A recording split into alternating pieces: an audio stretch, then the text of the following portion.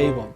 And so each of us has something that is very dear to us, something that is of great value to us, that we would give up a lot to retain or to keep, or we would give up a lot to obtain if we don't have it.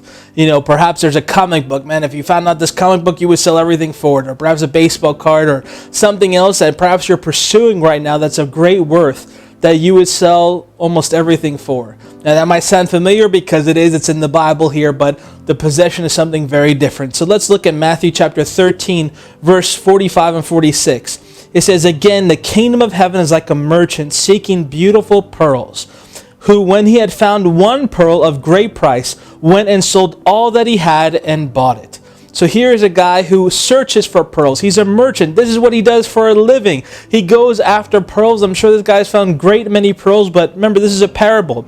And it's saying here, the kingdom of heaven is like. Remember I told you a lot of the parables have to do with the kingdom of heaven, have to do with the kingdom. And he's saying here, the kingdom of heaven is like a merchant, someone seeking beautiful things, beautiful pearls, and finds one. But what does he do? For the one that he finds, he sells everything that he has. Not just some things, everything that he has.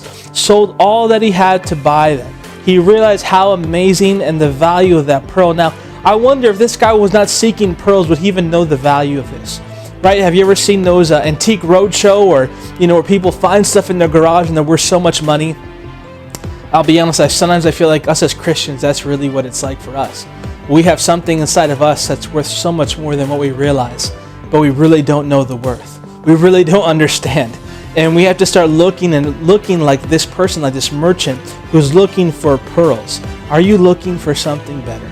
Are you looking for God? Are you looking for someone who created you, for someone who loves you, for a kingdom, for a different government, a different ruling system, a different way things operate? Because if you're looking for that, then you might be able to see part of the worth of this kingdom. If you're not looking for it, you might miss it. It might not have the same value to. I wonder how many other people might have found this pearl and didn't understand the value of it, wouldn't have sold everything for it. But I think those of us, we have to be searchers and pursuers and look to find this. And I think that's key. We have to be looking for pearls or looking for the kingdom. All right, and so here we have a few other scriptures I want to talk about in just a minute, but there are some things in our life that sometimes get in the way of looking for this. If we see governments in our life right now, we might not like the governments that we're under, and so we might not even want to look for one, or we might not even have heard of anyone on earth that is good. But again, this is a spiritual kingdom, all right? It needs to be looked at with spiritual eyes, but it affects a natural earth as well. And so the problem is, though, the governments, again, sometimes we might be having something that's governing us. We might be having our possessions that we're meant to govern, and they're governing us. Our possessions could be possessing us. There could be things in our life that we're meant to influence and control and move around, right? Just, for example, even money. There should be things with money where we're able to give it and receive it however God wants. God wants us to have dominion with Him.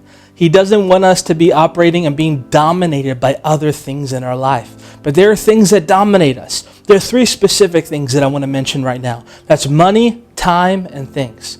Money, time, and things. These are things that generally want to dominate you, and oftentimes we submit to willingly. We say, I want money, I'm pursuing money, I'll do what I want for money. Again, remember, this merchant was looking for pearls and knew it was a great price. Many of us are looking for money or the freedom that we think money will buy us. All right, and so we're pursuing and we're bowing our knee to whoever has money. All right, and say, all right, what do you want me to do? I'll do it. And we bow our knee towards that. Or perhaps it's our time. We'll do anything for some more time, or we're just always too busy, and especially for things of God. So we'll bow our knee to do other things that we want to do in our time versus the things that God wants us to do. Or there's things we're not willing to give up. Things in our possession. Perhaps the greatest baseball card, all right, or something that we greatly possess, that we greatly love, that we possess, that's really possessing us. If God can't tell you to give it away, then that thing has a hold of you, all right? If God cannot tell you to give it away, if God's authority cannot influence the things in your life, that means that thing has greater influence in your life than God does. All right? Put that in your pipe and smoke it, okay? I know that's a hard statement right there, but it's a truth that we need to be able to digest and realize that if God can't tell you give it up, then that means that thing has a hold of you, and it's not going to give up on you or give up the control it has on you unless you let it go. And that is your choice.